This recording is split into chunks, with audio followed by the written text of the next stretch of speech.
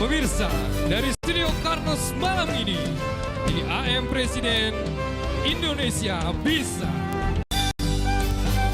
Dan inilah host AM Presiden malam ini, Rudy dan Rara.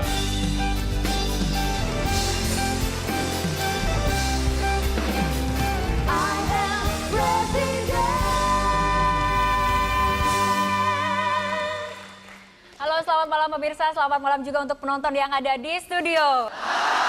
Oke banget ya. Luar biasa. Iya. Selamat malam pemirsa, kita berjumpa kembali dalam acara yang sangat spesial yaitu AM Presiden Indonesia Bisa.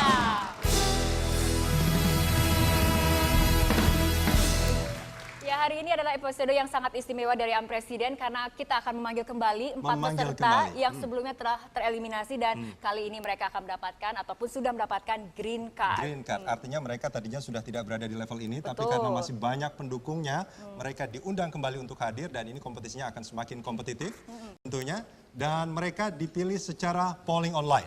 Ya. Selain para pesertanya yang juga istimewa untuk episode kali ini, kita juga kedatangan tamu-tamu yang sangat istimewa yang ada di studio. Ada para pelajar dari SMK Pelayaran Jadayat Jakarta. Luar biasa. Ya, pemirsa, untuk tayangan kita kali ini, di acara kita akan ada beberapa juri yang akan menilai para peserta. Siapa aja, Rara?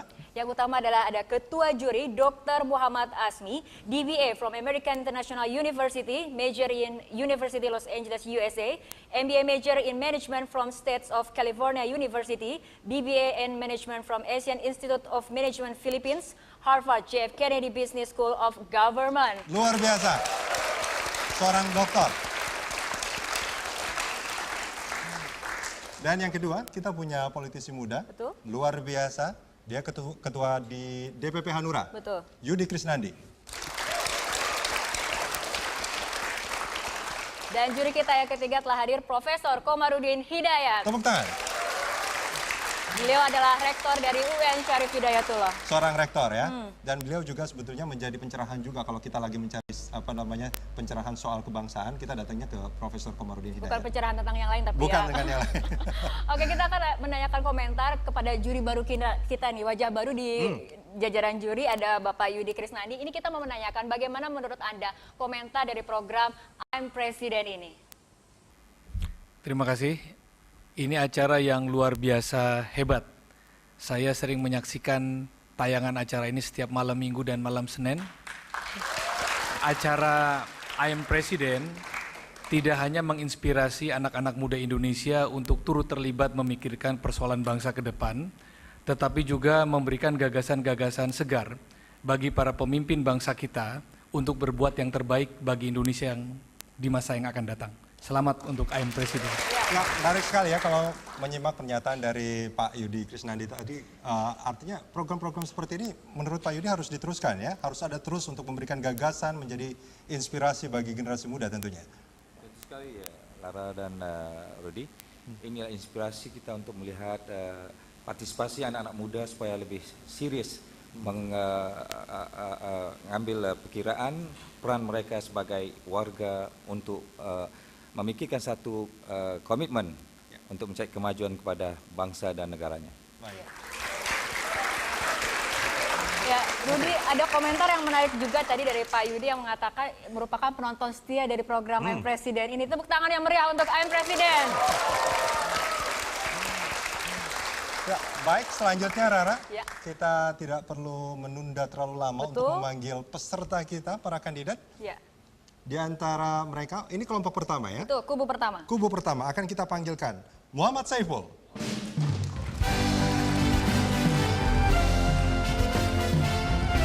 Maman Sarbana.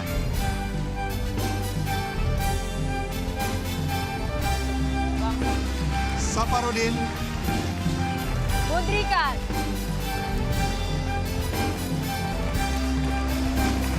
Saparudin Santa. Dan Ibu Yenyen.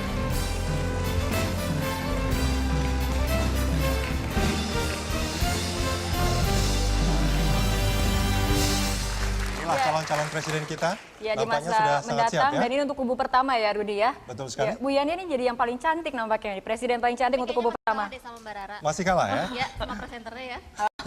Paling Oke. cantik dan 4 presiden-presiden yang tampan-tampan tentunya. Betul. Ini bagaimana nih kesiapannya untuk episode kali ini?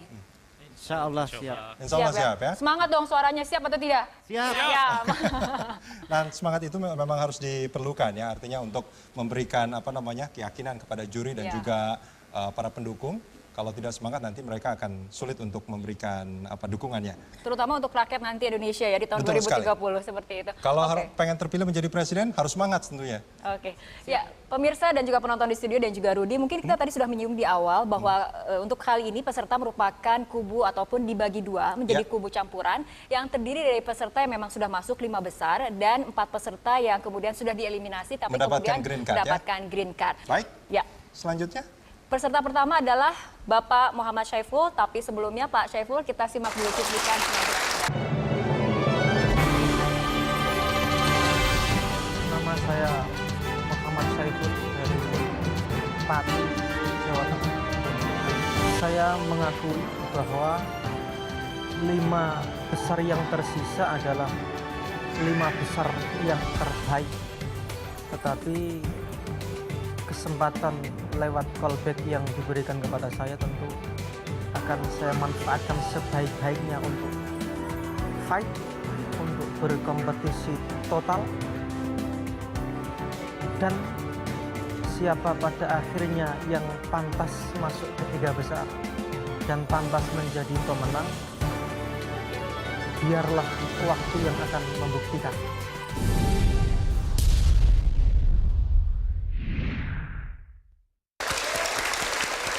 Ya, setelah tadi kita menyimak cuplikan dari penampilan Bapak Syaiful, kita akan memberikan kesempatan kepada Bapak Syaiful untuk menyampaikan visi dan juga misinya dan dengan keterbatasan waktu, dan waktu akan dimulai dari sekarang.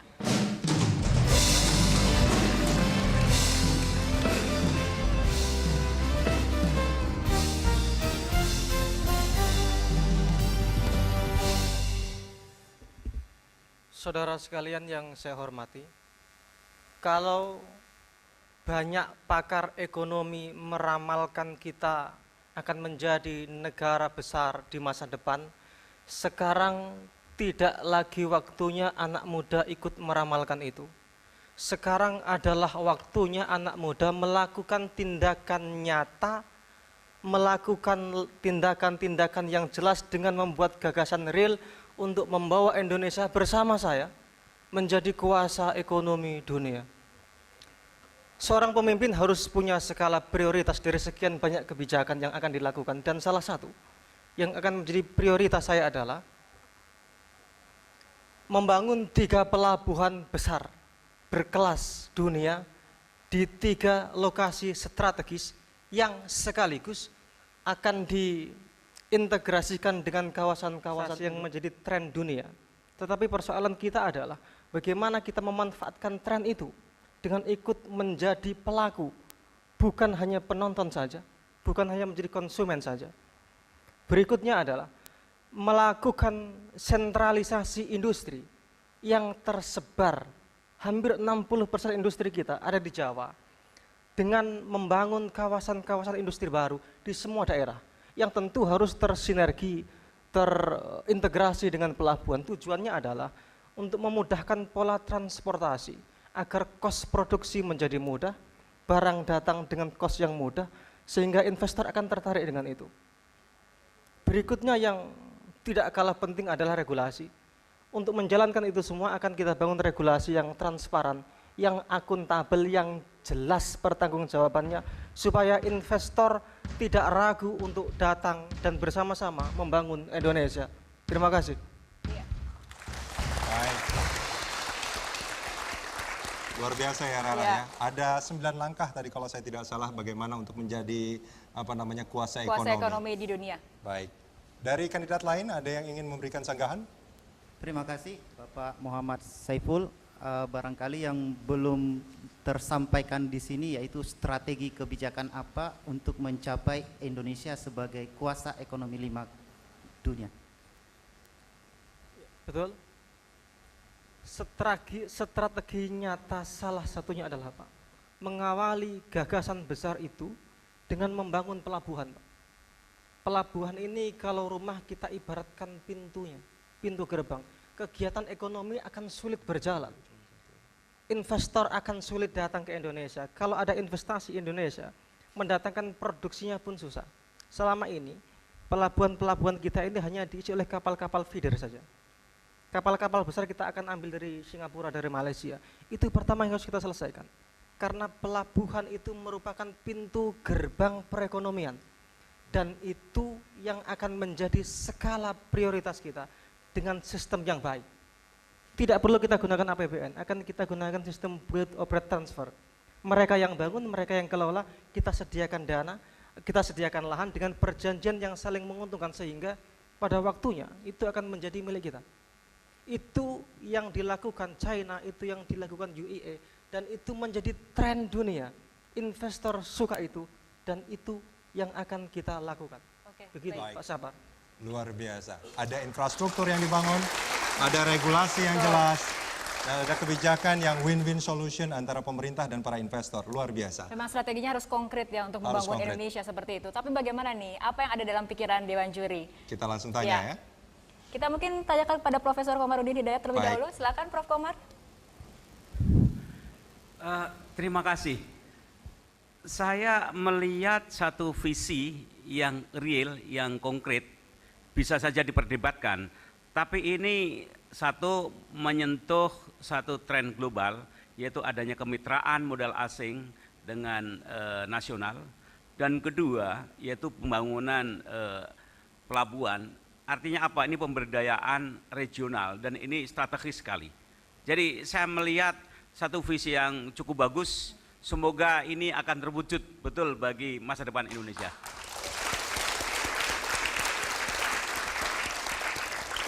Dengan visi yang konkret tentunya Indonesia bisa ya Prof ya? Harus bisa, dan pasti bisa. Tepuk tangan sekali lagi. Ya, itu tadi komentar dari Profesor Komarudin Hidayat, bentuknya seperti dukungan ya, Dukungan, kemudian ya. agar mengkonkretkan atau mewujudkan strategi yang sudah disampaikan oleh Pak Syaiful. Karena visi dan misinya nampaknya memang sangat konkret dan bisa tentunya untuk diwujudkan. Iya. Nah, ini selain Pak Saiful, bagaimana dengan kandidat Ini lainnya? masih ada 4 lain, Masih ada 4 Presiden lainnya? masa depan Indonesia. Kita akan dengarkan sekarang atau di segmen berikutnya saja, Rudi? Lebih baik di segmen Di berikutnya. segmen Pak, ya. berikutnya. Ya, pemirsa jangan lupa untuk terus mendukung Presiden pilihan Anda dengan kunjungi website kami di www.changeforhopedrasmi.com dan jangan kemana-mana, tetaplah bersama kami di AM Presiden Indonesia Bisa. Kembali lagi dalam acara I'm I'm Presiden Indonesia Bisa.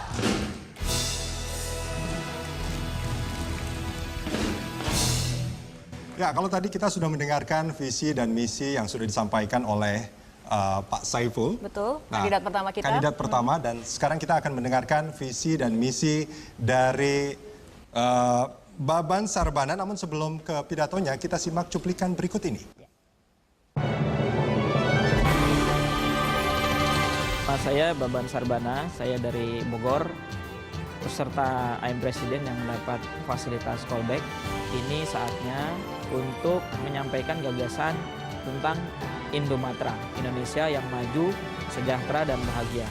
Kami untuk menyusun sebuah gagasan tentang Indonesia 2030, tapi dengan kesempatan ini, right or wrong, salah atau benar, diterima atau tidak, yang jelas kami dilatih untuk berani menyampaikan gagasan, berani menyampaikan mimpi, dan berani kalau perlu berdebat dengan orang-orang yang memang punya argumen yang juga kuat.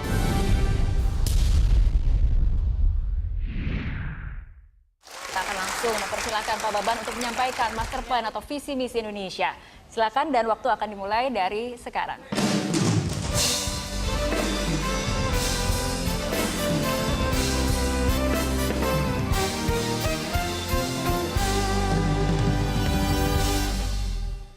Bismillahirrahmanirrahim. Assalamualaikum warahmatullahi wabarakatuh. Indonesia dengan segala potensinya bisa menjadi nomor 1 di dunia. Saya memiliki visi sebagai Presiden Republik Indonesia untuk menjadikan Indonesia menuju negara yang maju, sejahtera, dan bahagia yang saya singkat sebagai Indomatra. Indomatra ini salah satu strategi untuk mewujudkannya adalah saya singkat dengan transformasi, ekspansi, dan akselerasi. Akselerasi perlu kita lakukan untuk meningkatkan daya saing Indonesia di mata dunia melalui industrialisasi berbasis sumber daya alam, sehingga Indonesia not for sale, tidak untuk dijual kepada negara manapun. Kemudian kita juga akan membangun Beranda Connection, Mega Hub Project seperti Presiden Saiful mengatakan juga sama, akan saya bangun Tanjung Priuk sebagai Mega Hub Project yang bisa menjadi pintu masuk negara-negara untuk masuk ke Indonesia. Kemudian untuk ekspansi, yang kedua, kesejahteraan. Prinsip saya adalah bagaimana caranya supaya Indonesia bisa menaklukkan dunia. Bukan sebagai imperialis, tapi sebagai negara yang bisa menguasai dunia, menaklukkan dunia melalui produk-produknya yang berkualitas.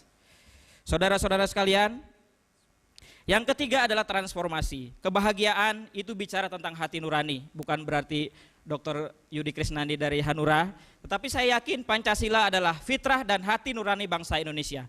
Ketika kita jauh dari hati nurani, ketika kita jauh dari fitrah kita, maka kita tidak akan menjadi bangsa yang bahagia. Satu konsep saya dengan dunia pendidikan dan kesejahteraan adalah membentuk yang namanya university. Universitas harus menjadi bagian dari pembangunan kota perdagangan di sekitarnya, sehingga akan banyak kota perdagangan di seluruh Indonesia yang berbasis kepada universitas. Terima kasih. Assalamualaikum warahmatullahi wabarakatuh. Tepuk tangan yang meriah untuk Bapak Baban. Luar biasa ya. Jagalah hati, karena hati kita adalah Pancasila. Luar biasa. Dan di slide tadi ada yang menarik, Indonesia not for sale. Not for sale, tidak dijual, apalagi diobral ya. Kita dengarkan nih, 4 kandidat presiden yang lain akan memberi sanggahan. Langsung saja Ibu tercantik untuk kubu pertama, Bu Yantian silakan. Terima kasih Mbak Rara dan juga Mas Rudi. Langsung saja buat Pak Baban, Presiden Baban, Anda berbicara mengenai persaingan. Apa strategi Anda untuk bisa mengatasi persaingan tersebut pada tahun 2015 yang mungkin mengenai IAC, ya Pak Baban ya. Sementara upah buruh kita selalu menginginkan adanya peningkatan. Bukankah itu akan berpengaruh pada hasil akhir harga yang akan ditawarkan? Apakah itu akan bersaing? Bagaimana cara Anda, langkah strategis Anda untuk bisa mengatasi hal tersebut? Terima kasih. Oke, terima kasih Ibu Presiden. Mengenai cara meningkatkan daya saing, utamanya dari bagaimana kinerja. Dan kinerja itu biasanya kita harus bisa menghasilkan pekerja-pekerja Indonesia yang pekerja keras, sehingga parameter ada kinerja. 2013 ada demo buruh, dia menginginkan adanya hidup layak, tapi kalau kita lihat item hidup layaknya itu sebetulnya belum layak dijadikan sebagai standar hidup layak. Jadi kalau mereka menuntut gaji yang besar harus diimbangi dengan kinerja yang luar biasa. Jadi kita harus bisa meyakinkan, terutama adik-adik yang sekarang di SMK misalnya, harus punya daya jelajah yang tinggi. Jangan bermain di Tanjung Priuk saja, jangan bermain di Jawa saja, tapi sesekali pergi ke Singapura, sesekali pergi ke Malaysia, supaya bisa menjadi penduduk dunia. Karena 2015 itu kita bersaing bukan lagi dengan dari Rempoa sampai ke Koja ya, tapi juga bersaing dengan orang-orang dari Manila, orang-orang dari Singapura dan sebagainya. Terima kasih. Ini memang yang dipertanyakan adalah hal aktual ya, Rudi ya. Daya saing. Bagaimana Indonesia bisa bersaing dengan negara-negara tetangganya di 2015 nanti ada masyarakat ekonomi ASEAN tentunya. Ya, dan bagaimana dengan pernyataan dari pendapat dari Dewan Juri? Mungkin kita minta Pak Yudi Krisnandi untuk memberikan pendapat. Terima kasih Mas Rudi. Yang disampaikan oleh Saudara Baban tadi gagasan yang sangat luar biasa, ya, inspiratif, dan akan lebih baik lagi apabila langsung menyentuh kepada persoalan-persoalan industri masyarakat pada umumnya yang kita hadapi. Tidak hanya gagasan-gagasan untuk menjadikan Indonesia sebagai negara yang kuat secara ekonomi melalui pembangunan industri dan juga melalui pembangunan mega proyek yang akan membuka investasi yang begitu besar, tetapi yang lebih penting bagaimana mengembangkan sumber daya manusia Indonesia yang memiliki wawasan entrepreneur dan dimulai dari basis-basis ekonomi yang terkecil. Apabila gagasan-gagasan itu dimasukkan dan dieksploitasi lebih dalam lagi, akan menjadi sebuah pemikiran-pemikiran ekonomi kerakyatan masa depan yang sangat luar biasa dari Saudara Baban. Sekian, terima kasih. Baik.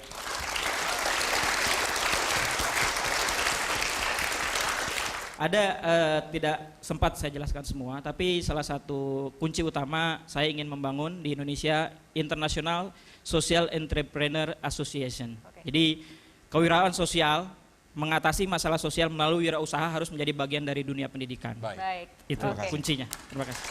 Ya. Oke, itu tadi Pak Baban yang mengusung Indonesia Maju, Sejahtera dan juga Indomatra dan Bahagia seperti itu. Apa kemudian akan diusung oleh Presiden yang ketiga kita atau kandidat yang ketiga ya, Bapak Mudrikan. Namun sebelum kita mendengar apa kemudian planning tentang Indonesia di masa depan, kita simak cuplikan berikut ini. Halo pemirsa, bagaimana kabar Anda? Semoga saja kabar Anda baik, insya Allah, dan Anda juga dalam kondisi yang sehat. Begitupun saya, peserta Presiden dari Makassar, Mudrikan Hidayat Nachong. Saya berharap di acara ini bisa memberikan yang terbaik, menjadi pemimpin masa depan Indonesia. Jika tidak menjadi pemimpin, setidaknya saya bisa memperlihatkan potensi saya, seperti apa ide-ide saya untuk Indonesia ke depan. Ketika bukan saya menjadi pemimpin, saya tidak bisa menjadi matahari di sini, maka saya akan menjadi lilin yang menyalakan lilin-lilin lain sehingga efeknya sama dengan matahari. Harapan saya adalah ingin menjadi pemenang. Ketika tidak menjadi pemenang di sini, maka akan sangat kecewalah saya, bukan hanya saya, tapi orang-orang di sekitar saya. Jadi saya berada di sini, it's not about me, but it's all about people around me. Ini tentang orang-orang juga yang ada di sekitar saya yang insya Allah ketika menjadi pemenang, ini bisa saya bahagiakan.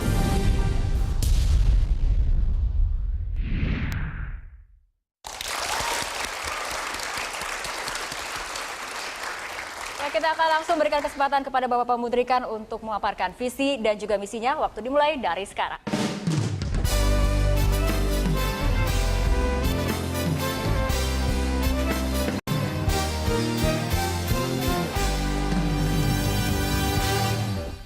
Assalamualaikum warahmatullahi wabarakatuh.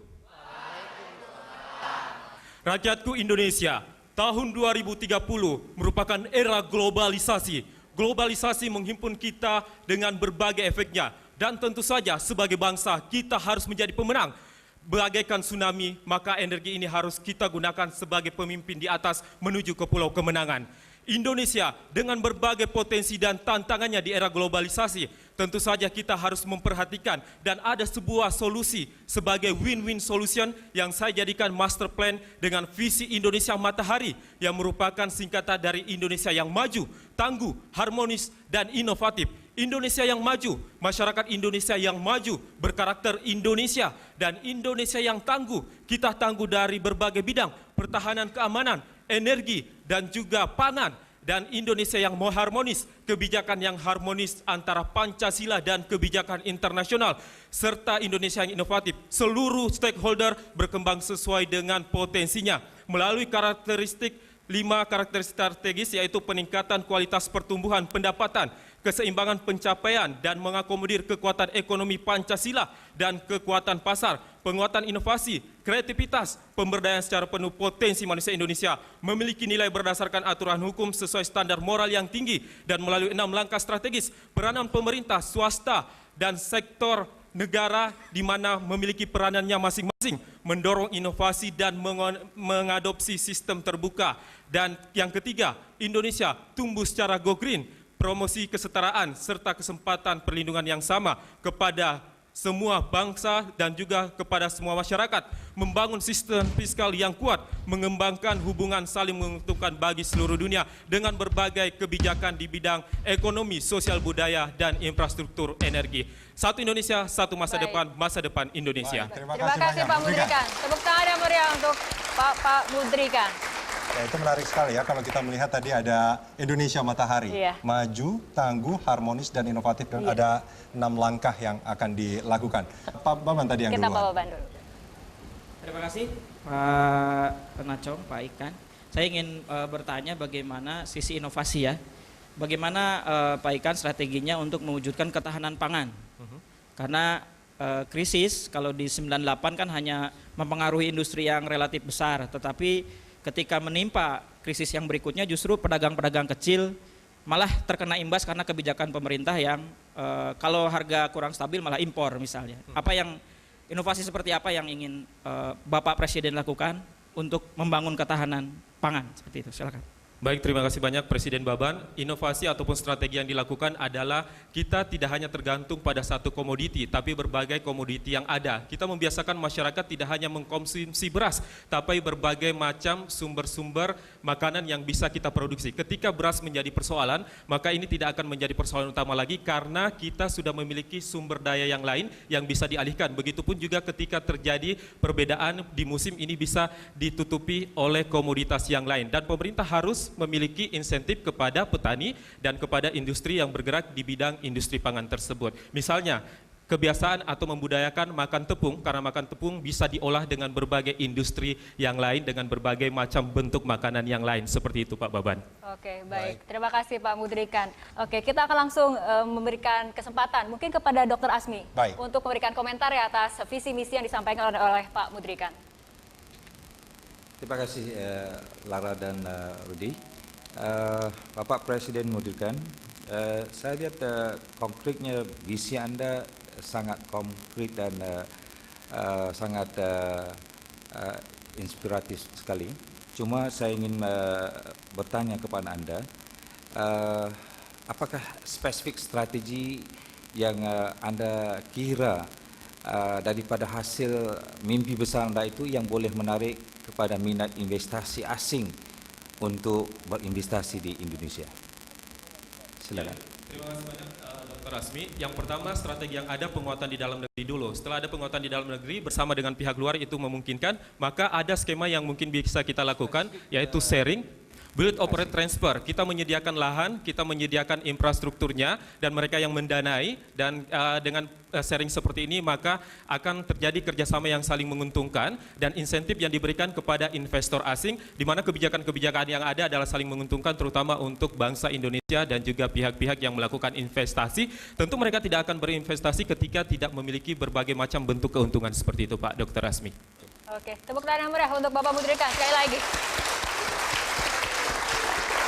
Ya, di kubu pertama ini masih ada Bapak Saparudin dan Bu Yendian yang belum memaparkan apa visi dan misi yang mereka miliki untuk Indonesia ya. Tapi kita akan tahan dulu, kita ikuti di segmen berikutnya. Ya, pemirsa, kirim terus dukungan Anda melalui website kami di www.changeforhope.drasmi.com dan jangan pindah channel Anda, tetaplah bersama kami. I'm Presiden, Indonesia bisa. Ya, pemirsa, kita kembali dalam acara I'm Presiden, Indonesia bisa.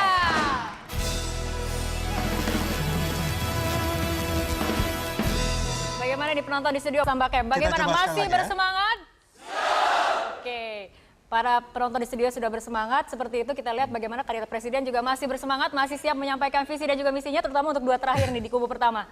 Masih ya, Pak Saparudin dan Bu Yendian? Ya? Siap. Oke, untuk setelah tadi kita kemudian mendengarkan visi dan juga misi untuk Indonesia 2030 dari 3 presiden, ada Bapak Syaiful, Pak Baban, dan juga Pak Mudrikan. Ini kita menyisakan 2 lagi untuk kubu pertama dan kita akan memulai ataupun memberikan kesempatan kepada Bapak Saparudin untuk menyampaikan visi dan juga misinya. Namun sebelum Pak Saparudin menyampaikan visi dan juga misinya, kita simak cuplikan berikut ini.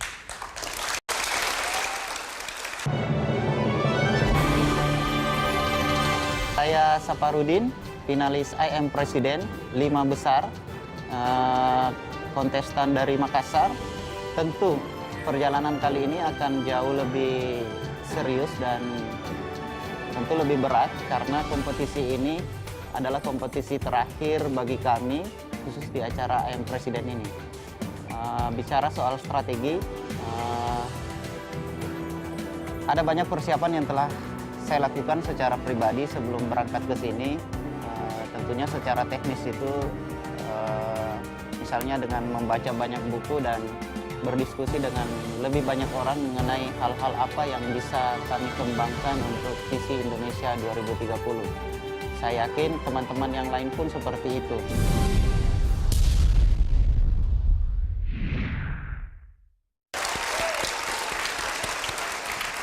Pak Saparudin, kita akan langsung memberikan kesempatan untuk menyampaikan visi dan juga misinya dan waktu akan kita mulai dari sekarang.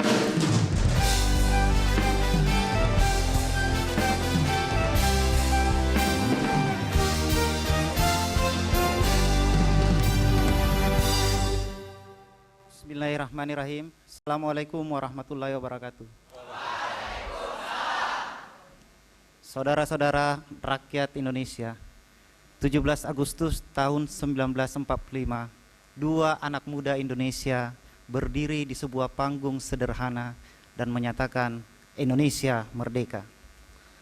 Beliau adalah Bapak Soekarno dan Hatta.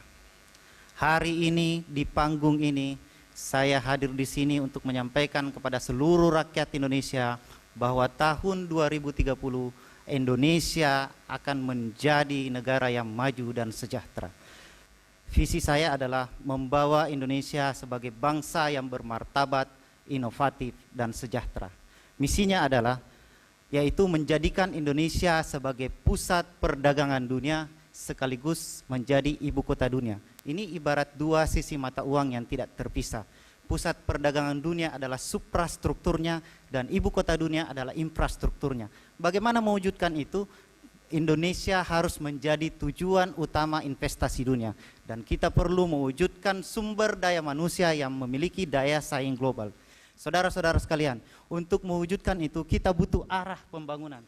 Yaitu ada 5 arah pembangunan yang akan saya kemukakan di sini. Yang pertama yaitu pemerataan pertumbuhan ekonomi, stabilitas politik, percepatan pembangunan, pembangunan karakter sumber daya manusia yang bermartabat, dan akses dan dukungan pada usaha mikro. Saudara-saudara sekalian, strategi kebijakan ekonomi itu hanya bisa terjadi ketika kita menetapkan visi pembangunan jangka panjang. Yang kedua adalah menentukan lokasi zona ekonomi dan pengembangan bisnis berskala internasional dan ada jaminan insentif bagi para investor. Seterusnya mempersiapkan sumber daya warga untuk menghadapi itu. Saudara-saudara sekalian, berikutnya ada gambar-gambar mengenai contoh-contoh Indonesia sebagai pusat perdagangan dunia. Proses konektivitas itu harus dijalankan. Terima kasih. Pak Saparudin, terima kasih. Langsung saja ke 4 kandidat lainnya, mungkin silakan yang ingin menyangga. Mudrikan, silakan. Ya, terima kasih, menarik visi misi Anda. Anda tadi menyebutkan bahwa Indonesia sebagai pusat perdagangan dunia dan ada poin yang saya lihat bahwa ini menyiapkan SDM Indonesia, terutama liberalisasi ekonomi. Di tahun 2030 diprediksi bahwa tren ini akan terjadi. Bagaimana langkah strategis Anda kemudian menyiapkan, terutama di dalam negeri, ini perdagangan dan kekuatan-kekuatan ekonomi yang ada di dalam dunia. Liberalisasi dan globalisasi bisa menjadi peluang, bisa juga menjadi malapetaka. Ini yang saya tanyakan kepada Anda. Saudara Presiden Mudrikan, kalau kita merujuk pada proses perkembangan dunia yang menuju ke arah globalisasi, mau tidak mau Indonesia harus membuka diri. Ekonomi kita perlu diliberalisasi, tetapi di saat yang bersamaan rakyat Indonesia harus dipersiapkan sumber daya manusianya untuk menghadapi itu. Oleh karena itu strategi saya yaitu kita perlu menyiapkan sumber daya manusia dengan membuka universitas-universitas yang terkoneksi dengan universitas-universitas terbaik di dunia dan kita akan bawa itu masuk ke negara kita. Dan itu akan memberikan jaminan pendidikan yang gratis bagi warga negara Indonesia. Ini mungkin masih banyak pertanyaan ya dari kandidat-kandidat presiden yang lain, tapi kita cukupkan sampai di situ dulu karena kita akan langsung memberikan pertanyaan ataupun memberikan kesempatan bagi para juri untuk memberikan komentar, penilaian ataupun bahkan pertanyaan lanjutan seperti itu, Rudi ya. Kayaknya Prof. Komar yang sudah siap untuk memberikan pernyataan. Silakan. Dalam satu reformasi pergeseran order, kita mendapatkan warisan masa lalu sebagai kekuatan, tapi juga warisan masa lalu itu seringkali menjadi penghambat. Nah, kalau kita mengamati apa yang berkembang hari ini, problem-problem apa yang Anda rasakan yang menjadi agenda yang harus diselesaikan agar tidak mengganjal visi misi Anda ke depan itu. Problem apa yang serius hari ini sehingga itu harus diselesaikan terlebih dahulu. Baik. Silakan. Silakan. Bapak Profesor Komarudin Hidayat, saya kira masalah yang paling serius di bangsa kita kalau kita flashback ke belakang di tahun ini, tahun 2013, yaitu tidak adanya ketegasan hukum. Tidak ada penegakan hukum yang jujur dan tegas. Ada orang dihukum dituntut 20 tahun, tetapi hanya dihukum 5 tahun, 7 tahun. Dan itu tidak memberikan efek jerah, itu satu. Yang kedua adalah persoalan ketidakadilan. Ada kesenjangan yang sangat besar antara masyarakat perkotaan dan masyarakat pedesaan. Dan ada orang yang di saat bersamaan memiliki penghasilan 1 miliar per hari, tetapi di saat yang bersamaan di belahan bumi lain Indonesia berpenghasilan 10.000 per hari. Nah, ini menjadi masalah yang sangat besar di tahun-tahun mendatang. Tetapi saya berikan jaminan bahwa di tahun 2030 tidak akan ada lagi yang seperti itu. Saya akan berikan jaminan kesejahteraan bagi seluruh rakyat Indonesia. Anak-anak muda Indonesia harus diberi peluang untuk memasuki dunia wirausaha. Dan itu harus kita wujudkan. Dan pemimpin-pemimpin sebelum ini, pemimpin-pemimpin sebelum 2030 harus berjuang untuk sampai ke arah itu. Mempersiapkan Indonesia sebelum 2030. Masalah keadilan ya, masalah keadilan yang menjadi prioritas. Oke, baik. Terima kasih, kita berikan sambutan yang meriah kembali untuk Bapak Saparudin. Ya, itu tadi pemaparan dari Saparudin Santa, Pak Saparudin Santa, yang intinya menurut beliau yang menjadi prioritas masalah adalah masalah keadilan. Kalau kita bicara hukum juga kita bicara soal keadilan nantinya. Oke. Baik, selanjutnya ini last but not least ya Rudi ya. Ada siapa? Yang terakhir di kelompok ini ada Ibu Yen Yen. Namun sebelum kita simak pidatonya, kita simak yang satu ini dulu.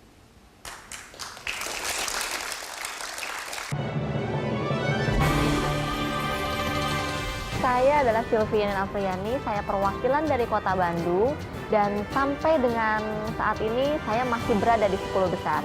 Sempat kemarin mungkin saya tidak masuk sampai dengan 5 besar, tapi ini kesempatan yang luar biasa, saya bisa bergabung kembali karena adanya callback. Mengenai siapa yang akan menjadi pemenang, kita nggak tahu, karena 10 besar di sini semuanya memiliki potensi, semuanya memiliki keahlian. Tidak hanya intelektualitas saja, tetapi mereka memungkinkan untuk menjadi pemenang dengan segala apa yang dimiliki. Jadi pengen tahu siapa pemenangnya? Kita lihat aja, terus ikuti I Am President.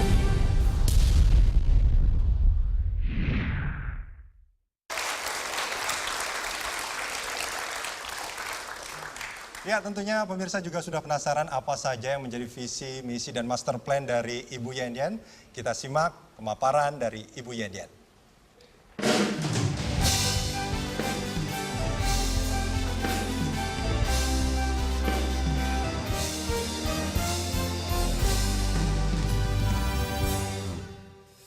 Assalamualaikum warahmatullahi wabarakatuh. Kalau banyak pejabat ataupun pemimpin yang memberikan janji, sebagaimana para presiden laki-laki yang ada di hadapan saya ini, mereka hanya bisa mengobrol janji. Yang mana janji yang diberikan setinggi langit namun pencapaian hanya semata kaki saja. Saya sebagai presiden perempuan satu-satunya di sini memiliki visi yang tentunya visioner dan juga realistis, melihat kepada permasalahan Indonesia saat ini. Visi saya adalah menjadikan Indonesia New Atlantis, yang artinya Indonesia akan menjadi negara yang berdaulat, sejahtera, dan juga mandiri. Saya memiliki beberapa program kerja berdasarkan permasalahan yang ada yang berkutat pada kemiskinan, korupsi, dan tentunya kemacetan. Kemacetan itu adalah hal yang krusial karena itu akan mengganggu produktivitas kinerja sumber daya manusia dalam memberikan kontribusi kepada bangsa dan juga negara. Oleh karenanya, saya memiliki program kerja yang saya bagi ke dalam 3 tahapan. Tahapan yang pertama adalah tahap pembenahan. Di mana dalam tahap pembenahan saya akan melakukan lanjutan dalam hal kebijakan strategi pemberantasan korupsi. Dan program yang saya buat adalah program PPK, yaitu program pemiskinan koruptor. Yang kemudian berikutnya saya akan menanggulangi kemiskinan yang dikarenakan kualitas pendidikan yang rendah. Oleh karenanya saya akan memberikan pendidikan gratis sampai dengan tingkat SMA selain dari dana APBN, yaitu saya membuat suatu lembaga tempat penampungan dana-dana CSR dari perusahaan. Dan kemudian yang terakhir, ini adalah starting point bagi negara Indonesia, di mana mewujudkan program kemandirian sumber daya alam dan juga sumber daya manusia. Memberikan stabilitas nasional yang aman, sehingga para investor dapat tenang berinvestasi di Indonesia. Oleh karenanya marilah kita bersatu untuk bisa mewujudkan apa yang menjadi visi misi bangsa dan negara. Terima kasih. Wassalamualaikum warahmatullahi wabarakatuh. Luar biasa. Ini dari kandidat yang lain ada yang ingin memberikan sanggahan, silakan Pak Saiful. yang saya cintai, kalau Ibu nanti mau mencalonkan presiden tidak perlu kampanye, pasti saya coblos. Pasti dicoblos. Salah satu yang jadi prioritas Ibu adalah pemberantasan korupsi. Korupsi itu terjadi salah satu penyebab utamanya karena lemahnya transparansi birokrasi dan kontrol birokrasi. Karena dua hal itulah yang akan menjadi ruang gerak korupsi, koruptor. Pertanyaannya, Pak Saiful? Apa yang akan Ibu lakukan untuk itu? Terima kasih. Ya, terima kasih Bapak Presiden Saiful yang saya cintai sebagaimana saya mencintai rakyat Indonesia. Begini Pak, apa yang Bapak katakan mengenai birokrasi, sebagaimana yang sudah tadi saya katakan, bahwa program pemiskinan koruptor itu langsung mengarah kepada mentalitas sumber daya manusia tersebut. Karena apa? Karena hukum di Indonesia lemah. Orang yang melakukan korupsi tidak merasa jera. Oleh karenanya saya langsung menuju kepada langkah saya, strategi saya, menggunakan program itu adalah agar mengarah kepada sanksi moral daripada pelaku koruptor tersebut. Dan saya rasa itu sudah sangat jelas, Bapak. Jadi begini, silakan. Yang disampaikan oleh calon presiden, Saudari Yen Yen itu sangat baik sekali ya. Dan merupakan sebuah pembangunan mentalitas dan karakter nasional bangsa. Termasuk juga di dalamnya menyampaikan pentingnya penegakan hukum dengan memberikan efek jera bagi para koruptor. Itu walaupun gagasan ini sudah disampaikan oleh banyak tokoh dan banyak pihak, namun perlu terus didengungkan. Karena masalah penegakan hukum, masalah korupsi merupakan persoalan terbesar bangsa saat ini yang memerlukan dukungan semua pihak, termasuk semua kita yang hadir di sini. Bagi saya, selain hal-hal yang disampaikan oleh Saudari Yen Yen ini yang sangat menarik dalam hal membangun integritas, mentalitas, dalam konteks national character building, akan lebih baik lagi dan lebih sempurna lagi, karena Saudari Yen Yen ini mewakili kaum perempuan, kalau mencoba menyoroti bagaimana pembangunan perempuan Indonesia, menyoroti bagaimana peran ibu, peran anak, peran keluarga di dalam memberikan kontribusinya bagi perbaikan integritas nilai-nilai kebangsaan kita semua. Terima kasih, selamat untuk Anda. Ya, terima kasih Bapak atas komentarnya. Apabila kita berbicara mengenai bagaimana perempuan dan anak bisa memberikan kontribusi kepada bangsa dan negara ini, tentu sebagaimana tadi saya katakan, saya ingin sekali bisa membangun program industri kreatif atau kita membuat desa mandiri yang mana bisa memberikan keterampilan kepada ibu ataupun anak sehingga bisa berkreativitas dan juga membantu pada kemajuan ekonomi lokal. Begitu Bapak, terima kasih.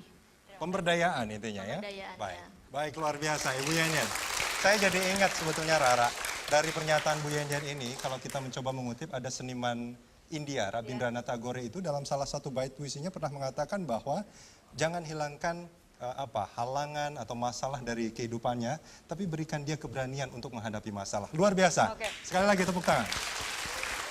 Ya, Bu Yen Yen tadi menjadi penutup, tapi bukan penutup untuk episode kali ini. Masih ada segmen berikut? Ini penutup untuk kubu campuran pertama. Sudah ada Pak Saiful tadi, Pak Baban, Pak Mudrikan, Pak Saparudi, dan juga tentunya kita masih ingin Bu Yen Yen. mendengarkan pidato dari kubu berikutnya. Campuran yang kedua, apa yang kemudian akan diusung oleh para kandidat presiden di kubu kedua ya, Rudi ya? Kita akan simak di segmen berikut. Pemirsa jangan kemana-mana, tetaplah terus dukung presiden pilihan Anda dengan mengunjungi website kami di www.chanceforhope.drasmi.com dan jangan kemana-mana. I am Presiden Indonesia bisa. Ya pemirsa, Anda kembali bersama kami dalam I am Presiden Indonesia bisa.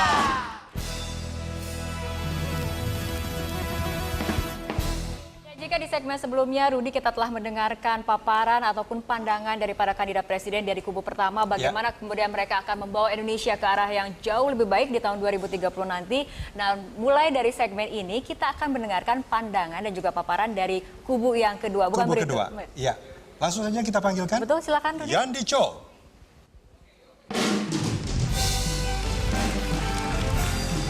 Dan Runtu Newe.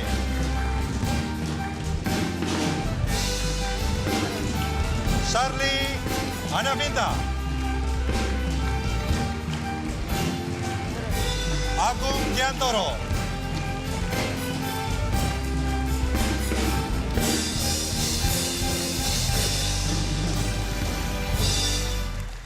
Gimana Yandi, Hurt, Shirley, dan juga Agung siap ya? Untuk menyampaikan pidato, visi, misi, dan master plan-nya bagaimana untuk membuat Indonesia menjadi lebih baik. Dan kita langsung mulai pidato ya. Silakan. Untuk pemaparan yang pertama kita serahkan pada siapa, Rudi? Mungkin kita ke Yandi. Oke. Tapi sebelum Pak Yandi memulai pandangannya, mungkin kita akan kembali simak cuplikan, tapi mengenai profil dari Pak Yandi sendiri. Baik. Kita simak yang berikut ini.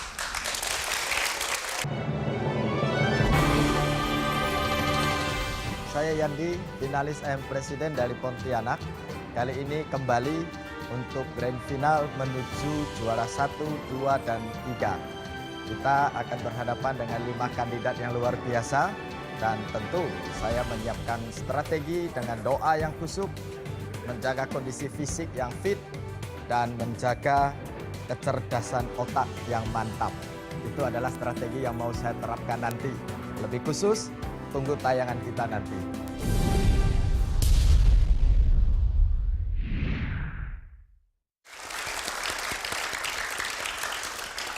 Ya, itu tadi yang Show dan tentunya kita semua sudah sangat penasaran untuk mendengarkan apa saja visi, misi, dan master plan yang akan disampaikan oleh Yandi Cho.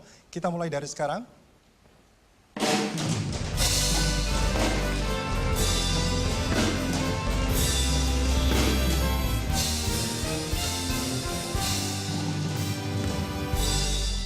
Selamat malam dan salam sejahtera rakyat Indonesia yang saya cintai dan saya banggakan.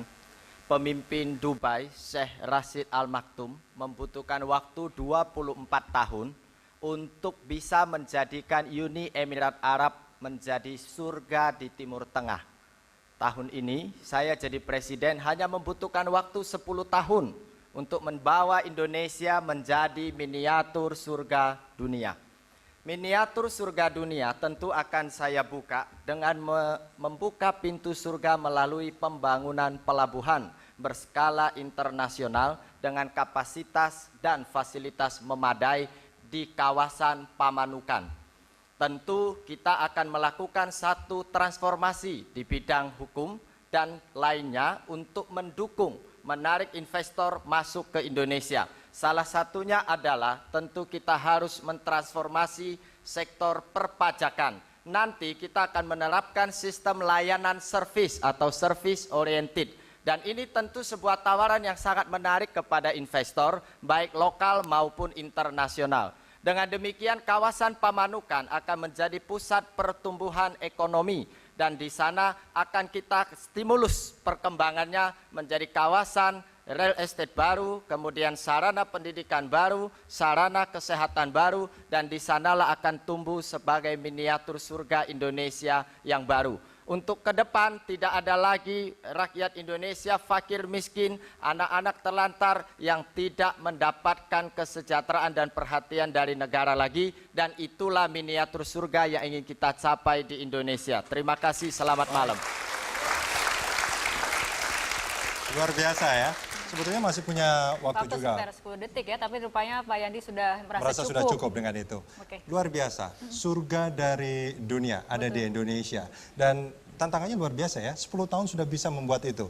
Optimistis sekali ya Pak Yandi ini. Optimis, sangat-sangat optimis. Apakah kemudian para kandidat lain juga merasa optimis atau bagaimana? Pak Agung, silakan. Saya kira saya tidak setuju ya mengenai kategori surga dunia untuk konseptualisasi sebuah bangsa. Surga dunia buat saya di Indonesia ini hanya dimiliki oleh satu orang. Siapa itu? Eyang Subur. Oke Pak Agung, langsung. Bapak jangan kayak gitu, mentang-mentang mukanya mirip Eyang Subur, jangan kayak gitu Pak. Karena apa? Eyang Subur sudah menikmati surga dunia, punya 9 istri. Sehingga kalau berbicara mengenai konseptualisasi ketatanegaraan dan ketata pemerintahan, terminologi surga dunia menjadi terlalu utopis. Apa parameternya? Gross domestic product berapakah? Pendapatan per kapita berapakah? Human Development Index berapakah? Tidak jelas. Pak Agung, intinya? Terukur, harus terukur. Harus terukur, harus konkret. Itu yang menjadi pertanyaan dari Pak Agung ya. Ya, Silakan Pak. baik, terima kasih. Saya setuju dengan Pak Agung. Hanya saya ingin mengingatkan kepada rakyat Indonesia bahwa ketika kita melihat sebuah gagasan, mari kita besarkan pikiran kita, besarkan wawasan kita, lihatlah surga dari aspek yang positif. Kalau kita melihat surga dari aspek negatif, arahnya akan ke yang subur seperti yang disampaikan oleh Pak Agung. Tentu Indonesia akan kita bawa menjadi satu negara surga. Surga investasi, surga perdagangan, surga pendidikan, surga kesehatan. Semua ada. Dan rakyat Indonesia menikmati kehidupan surgawi di dunia tanpa harus menunggu mati. Ini yang ingin kita wujudkan karena Indonesia sangat kaya untuk kita wujudkan menjadi surga. Kalau Dubai yang isinya pasir bisa menjadi miniatur surga di Timur Tengah, kenapa Indonesia yang hijau dan basah tidak bisa menjadi surga? Terima kasih. Luar biasa. Itu tadi Pak Yandi dengan konsepnya Indonesia sebagai surganya dunia, yang kemudian Pak Agung sendiri merasa tidak setuju. Bagaimana kemudian parameter surganya? Nah, ini bagaimana kemudian dengan Dewan Juri? Apakah kemudian setuju ataupun tidak setuju dengan konsep yang diusung oleh Pak Yandi ya? Mungkin kita ke Dr. Asmi terlebih dahulu. Silakan Dr. Asmi. Ya, pertama saya jempolkan pada program visi Pak Yandi. Karena saya lihat di situ ada satu gagasan mimpi besar yang beliau mimpikan untuk bangsa Indonesia. Karena ini menjaminkan satu direksi untuk menentukan hala tuju pimpinan negara dan jaminan peluang kesejahteraan untuk bangsa Indonesia. Ya, dan selanjutnya Rara. Kita akan mendengarkan pemaparan dan juga visi misi dari Bapak Hart. Tapi seperti biasa, sebelum Bapak Hart menyampaikan visi dan juga misinya, kita simak tayangan yang berikut ini.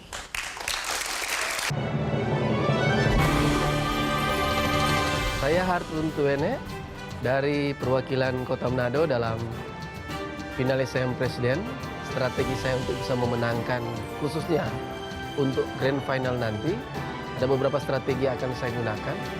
Itu saya ingin polling saya paling tinggi. Untuk semua nilai saya bisa diharapkan untuk yang tertinggi. Mempertajam kesiapan saya, kesiapan fisik, hati maupun kesiapan materi. Selain polling, konten saya juga siapkan diri untuk nantinya tampil di hadapan juri dan audiens. Sehingga dalam penampilan saya sudah kurang lebih hampir 6 bulan saya training untuk public speaking, untuk bisa tampil. Dan juga saya bisa meyakinkan para juri lewat tanya jawab nanti.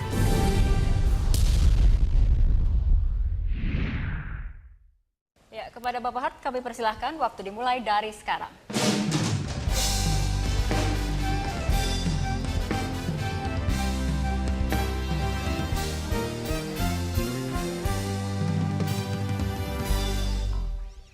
Selamat malam rakyatku yang terkasih.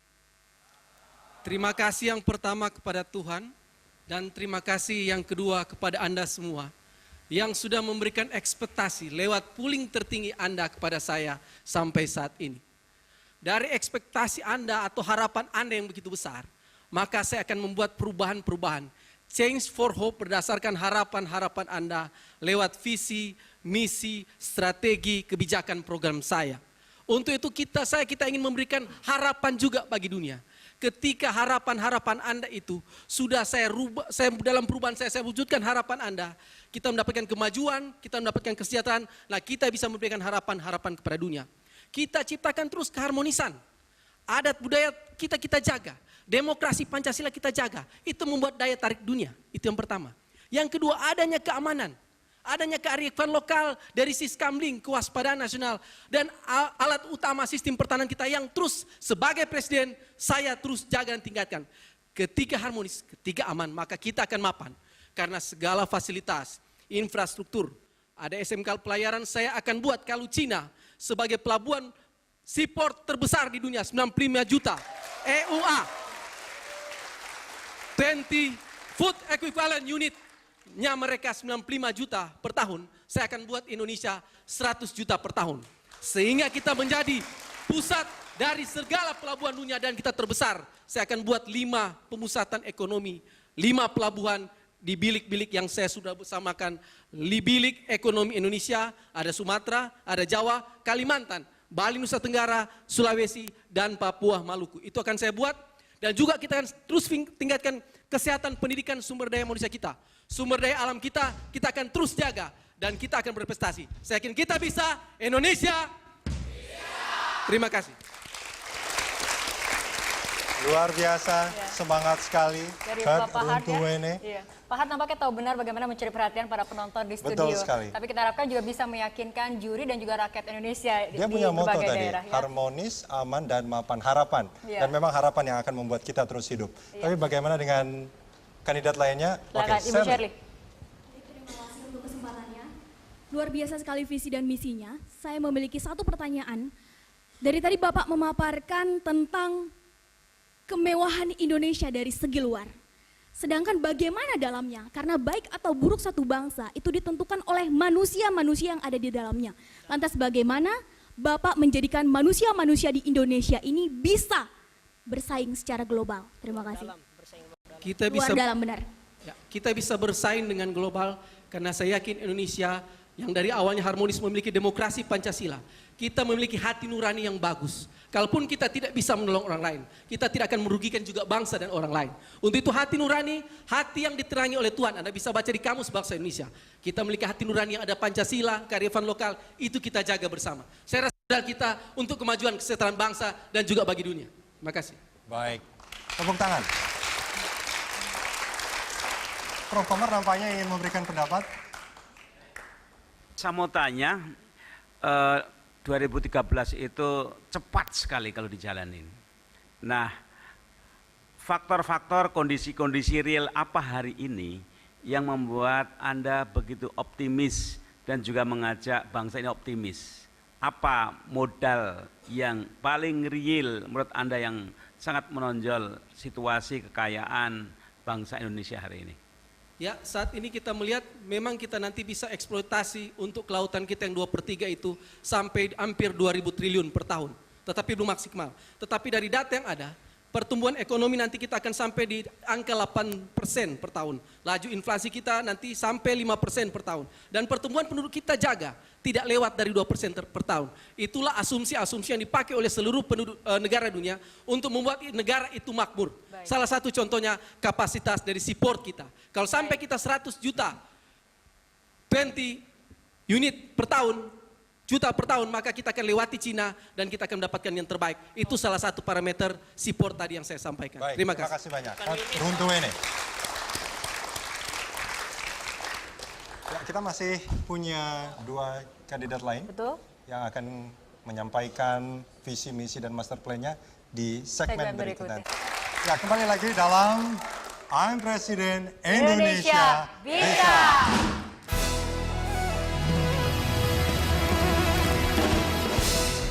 Ya, tadi kita sudah mendengarkan pemaparan dari Pak Yandi Chow dan juga Pak Hart Runtuwene. Dan masih ada 2 kandidat lain, ada Shirley Anavita dan Agung Giantoro. Langsung saja kita pengen mendengarkan ya dari salah satu, bukan salah satu, satu-satunya kandidat perempuan di kelompok ini. Shirley, sudah siap? Siap. Namun sebelumnya kita simak tayangan yang satu ini.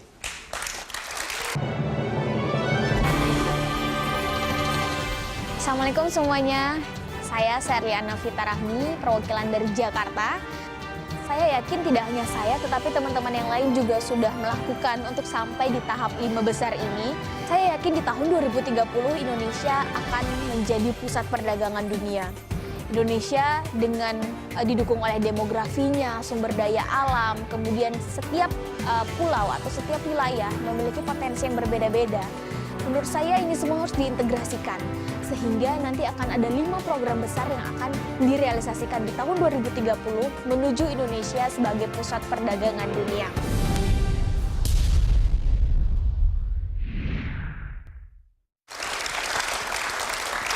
Ya, Shirley, waktu kita mulai dari sekarang.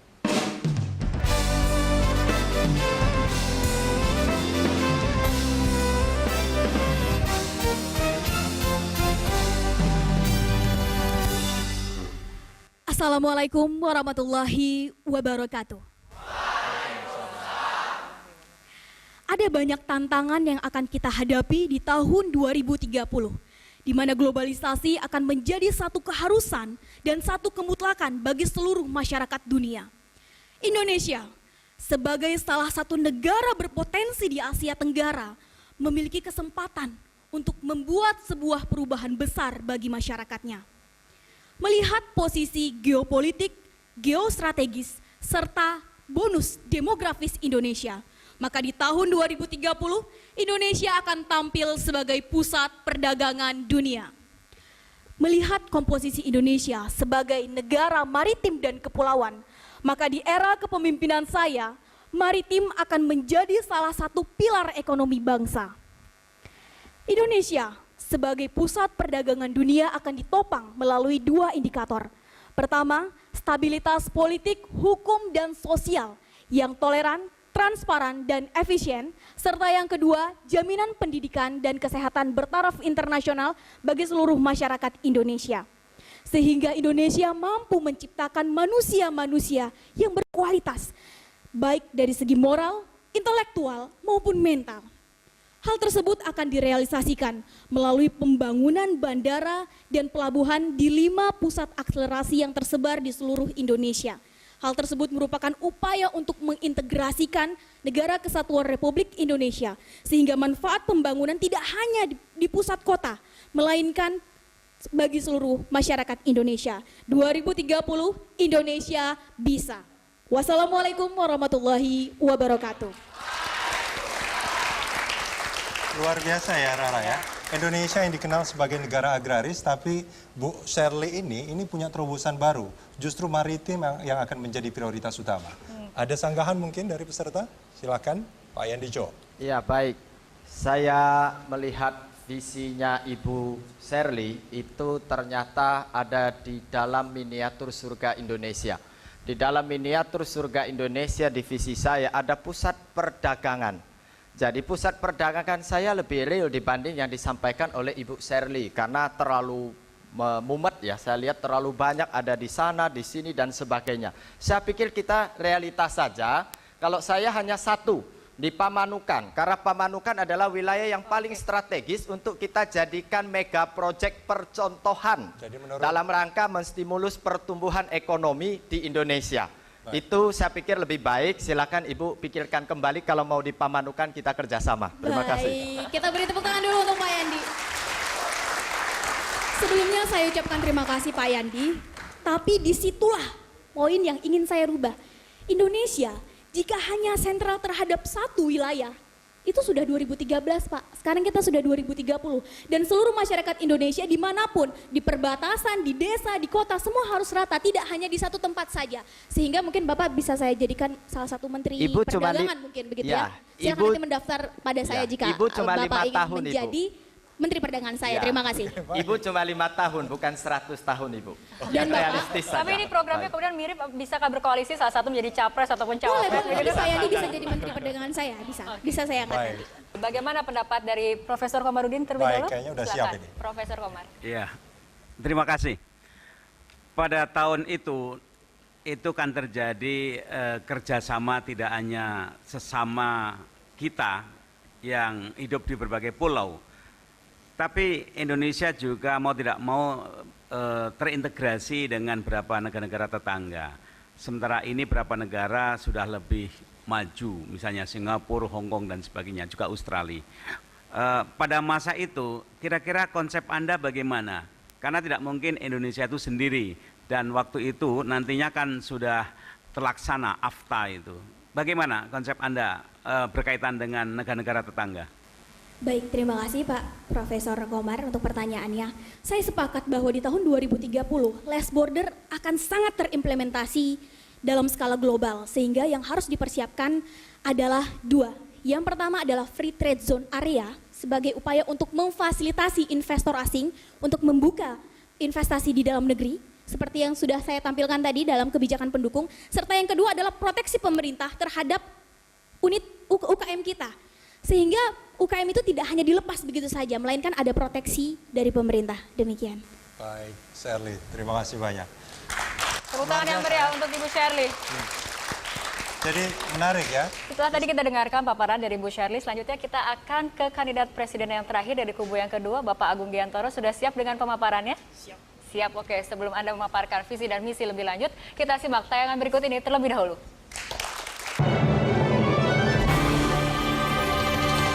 Saya Agung Giantoro, peserta dari Jakarta, dan senang sekali bisa gabung lagi di acara berikutnya dari I Am Presiden. menjelang semifinal akhir dan grand final. Ini merupakan ajang tidak hanya persaingan tapi juga persaudaraan dan kekeluargaan.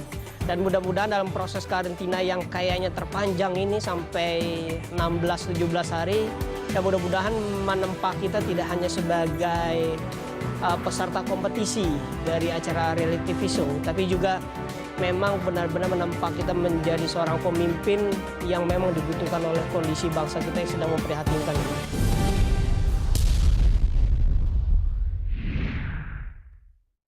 Ya, Bapak Agung Yantoro, silakan dengan visi dan misinya, waktu kami berikan dari sekarang.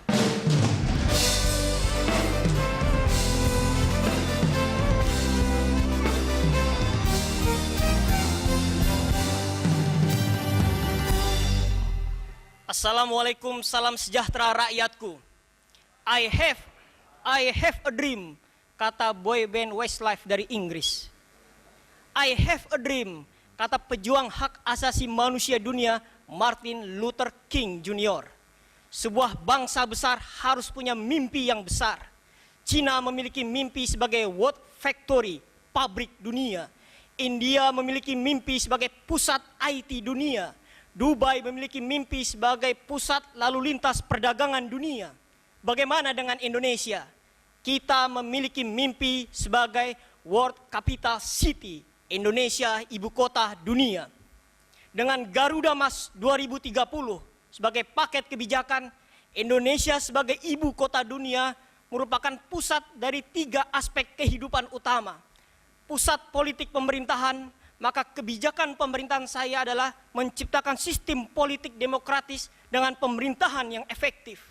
Sebagai pusat sosial budaya, maka kebijakan saya adalah menciptakan bangsa yang unggul, yang menguasai iptek dan berdaya saing dengan masyarakat yang pluralis dan harmonis. Ketiga, sebagai pusat ekonomi dan bisnis, maka kita akan menciptakan sistem ekonomi yang makmur dan berkeadilan dengan produktivitas yang tinggi dan berdaya saing global. Dengan salah satu program unggulan utamanya sebagai ibu kota dunia adalah infrastruktur masif berskala dunia. Dengan mengimplementasikan hasil kesepakatan APEC periode pemerintahan sebelum saya, yaitu adanya interconnectivity, keberkaitan, maka perlu pembangunan infrastruktur pelabuhan, bandara udara, jalan, dan sebagainya. Dengan Indonesia sebagai ibu kota dunia, maka Indonesia akan menjadi berita satu dunia. Terima kasih. Sekali lagi, tepuk tangan yang meriah untuk Bapak Agung. Ya, Pak Agung ini dengan sosoknya yang nampaknya serius, suaranya berapi-api, ternyata favorit musiknya adalah boy band Westlife seperti itu. I have a dream. I have a dream. Oke, ada sanggahan, silakan. Ya, terima kasih. Memang cuma sampai di mimpi kembali seperti tadi. Tetapi yang pertanyaan saya, kalau kita ibu kota dunia, ibu kota Indonesia 2030 nantinya, itu di mana? Dengan kemacetan saat ini, dengan keadaan Jakarta seperti itu, apakah ada pemikiran Anda ibu kota Indonesia masih di Jakarta atau di tempat lain? Kalau di tempat lain, di mana tepatnya? Mungkin bisa Anda jelaskan supaya mimpi itu bisa membawa perubahan dan perubahan itu bisa terwujud.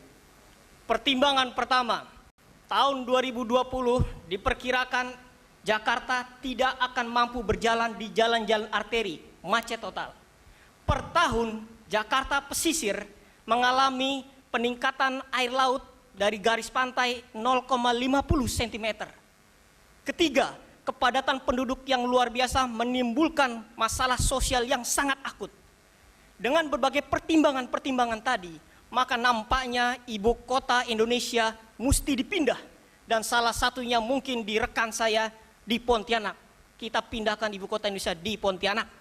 Nah, kenapa mesti pindah? Kuala Lumpur pindah Putrajaya. Peking pindah ke Beijing.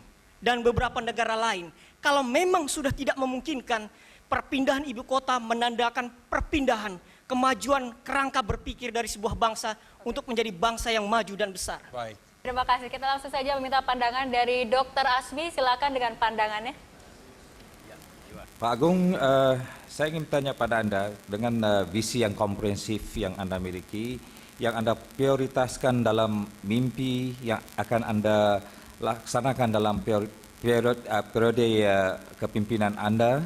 Yang pertama, apakah prioritas yang Anda utamakan? Satu, infrastruktur. Kalau Cina memiliki pelabuhan besar di dunia Shenzhen, kalau Singapura menjadi pelabuhan kedua terbesar di dunia, kalau Dubai menjadi pelabuhan ke-9 terbesar di dunia, kenapa Indonesia sebagai negara maritim terbesar di dunia tidak memiliki pelabuhan terbesar di dunia? Itu yang akan saya bangun. Luar biasa. Infrastruktur ya. Kalau kita bicara soal infrastruktur ini Rara, kita jadi ingat bahwa memang banyak produk kita yang daya saingnya itu kurang. Karena biaya ekonomi yang tinggi karena infrastrukturnya yang memang kurang memadai. Salah satu permasalahan yang harus diselesaikan ya Rudi harus ya. diselesaikan. Oke, tepuk tangan yang meriah sekali lagi untuk Bapak Yandi, Bapak Hart, Ibu Shirley, dan juga Bapak Agung. Nah, ini artinya sudah selesai kemudian 9 peserta ataupun 9 presiden kita untuk masa depan memaparkan visi dan juga misinya. Ada yang memang berasal dari 5 besar, ada juga 4 peserta yang diberi kesempatan untuk kembali tampil karena mendapatkan green card seperti itu. Dan tentunya ini menjadi sangat sulit bagi pemirsa kita untuk memilih mana yang sebetulnya paling baik di antara mereka karena memang visi dan misi mereka itu luar biasa. Ya. Nah, di segmen berikutnya apakah kita akan mendengar kabar sedih? Apakah salah satu dari kandidat presiden kita akan harus meninggalkan kita atau bagaimana nih Rudi? Kita tunggu saja di segmen berikut. Anda kembali bersama kami dalam I Am Presiden Indonesia Bisa.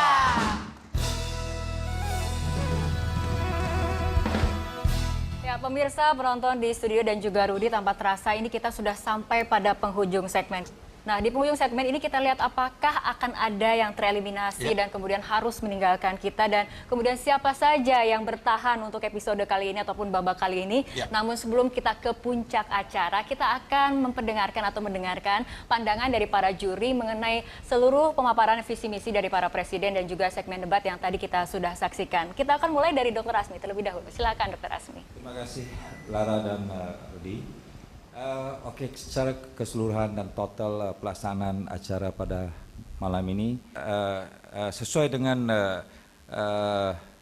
mimpi Presiden untuk menghasilkan satu potensi sosok pemimpin yang berkualitas dan dinamik untuk visi 2030, pihak penitia dan sebagai penggagas acara ini kita lebih berhati-hati untuk memilih kualitas pemimpin yang sebenar-benar yang menjadi inspirasi dan impian Presiden Republik Indonesia untuk bangsa Indonesia menentukan hala tuju negara dan sesuai benak hati warga yang mampu beliau bicarakan bagi pihak warga. Inilah sosok pemimpin yang akan kita hasilkan. Mudah-mudahan kita menghasilkan. Terima kasih Dr. Asmi. Kemudian Pak Yudi Krisnandi, silahkan. Terima kasih Mas Rudi, Mbak Lara. Acara ini sangat luar biasa ya.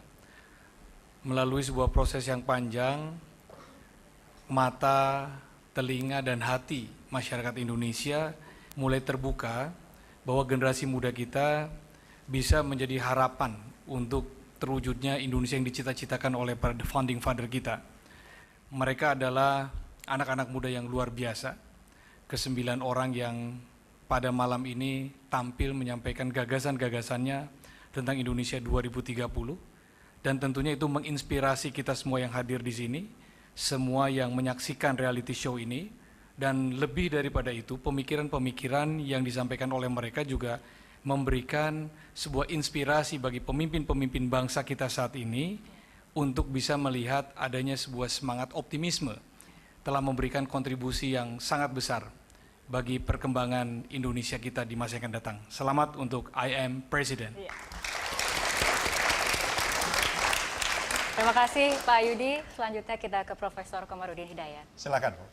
Terima kasih bahwa 9 calon tadi sungguhnya bukan 9 itu sendiri, tapi itu mewakili sekian ribu, mungkin jutaan anak-anak muda, calon-calon intelektual yang sungguhnya mereka siap ya untuk partisipasi jadi pemimpin bangsa ini.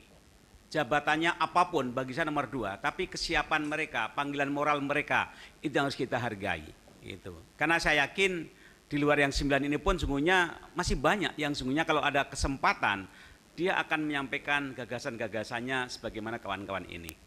Gitu. Jadi presiden ke depan yang menginspirasi, menggerakkan, memberdayakan. Baik, terima kasih Profesor Komar. Terima kasih kepada Profesor Komarudin Hidayat, Dr. Yudi Krisnadi, dan Dr. Muhammad Azmi. Ya, yang pertama kita akan coba panggil Yandi Cho.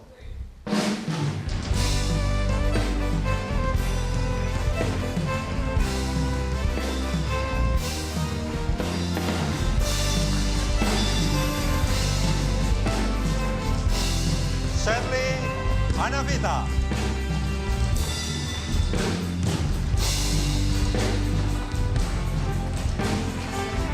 Agung Giantoro. Sabarudin Santa dan Mudrikan Hidayat. Ya, selanjutnya 4 peserta lainnya. Bapak Muhammad Syaiful, Bapak Baban Sarbana, Ibu Sylvie Yenye, Bapak Had Runtuene.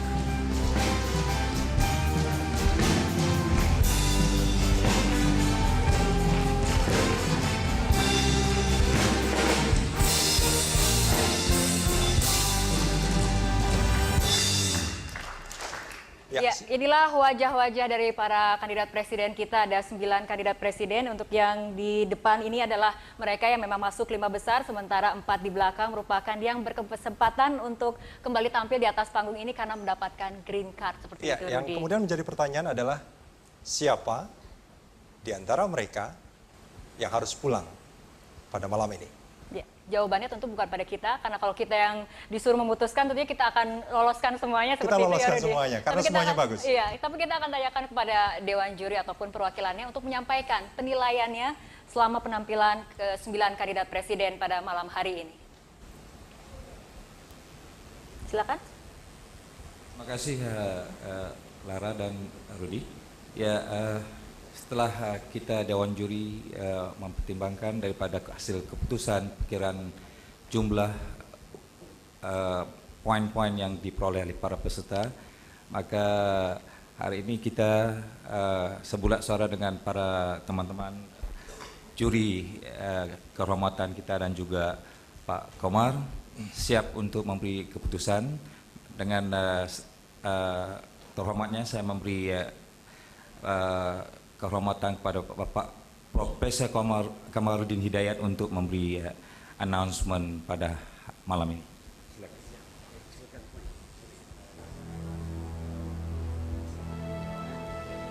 Oke. Iya.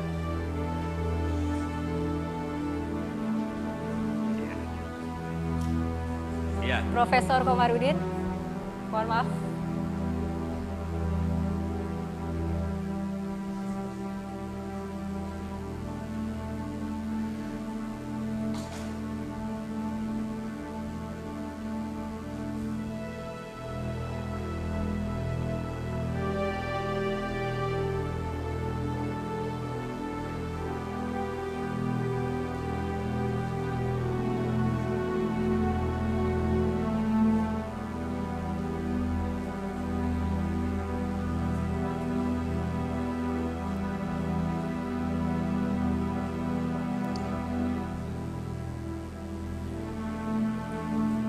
Saudara-saudara sekalian, juga para pemirsa di rumah,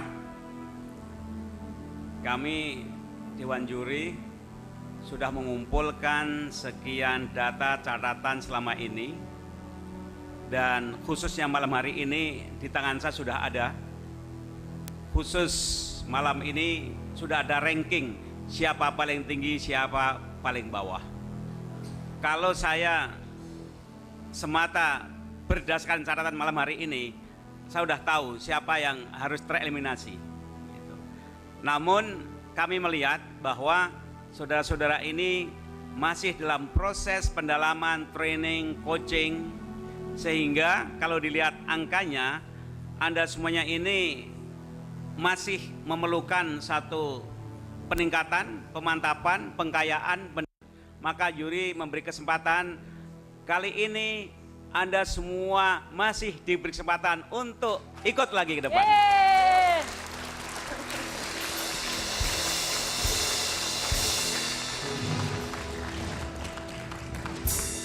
Jika nantinya dalam waktu kesempatan tertentu kami evaluasi lagi, kami amati lagi, disitulah nanti akan kami lakukan siapa yang harus tereliminasi. Tapi kali ini kami memberikan kesempatan Anda untuk melakukan pendalaman lagi. Sekali lagi tepuk tangannya yang meriah, ternyata dari 9 kandidat presiden yang telah tampil luar biasa pada malam hari ini tidak ada satupun yang pulang seperti itu. Ya, kita lihat wajah-wajahnya sumringah tidak sih ini? Hah? Happy tidak happy? Happy. Dan tentunya pernyataan dari Dewan Juri yang tidak mengeliminasi satupun dari kandidat ini juga memberikan motivasi baru ya kepada kawan-kawan untuk lebih pada kesempatan berikutnya akan lebih semangat lagi, luar biasa lagi dan terus menyampaikan terobosan-terobosan baru di bidang kebijakan-kebijakan. Ya, sekali lagi kita ucapkan selamat kepada para 9 kandidat presiden yang akan maju ke babak berikutnya. Ya, selamat bagi para peserta sekali lagi dan pemirsa. Itulah tadi program kita pada malam hari ini dan tidak ada yang tereliminasi. Ya, jangan lupa untuk tetap terus memberikan dukungan kepada para kandidat presiden yang menjadi pilihan Anda. Bisa dilihat di belakang saya, ada 9 kandidat presiden. Siapa yang menjadi favorit Anda, terus berikan dukungannya dengan mengunjungi website kami di www.changeforhope.azmi.com. Dan jangan lupa untuk tetap menyaksikan program I Am Presiden di episode selanjutnya. Tetaplah bersama kami di I Am Presiden, Indonesia Bisa!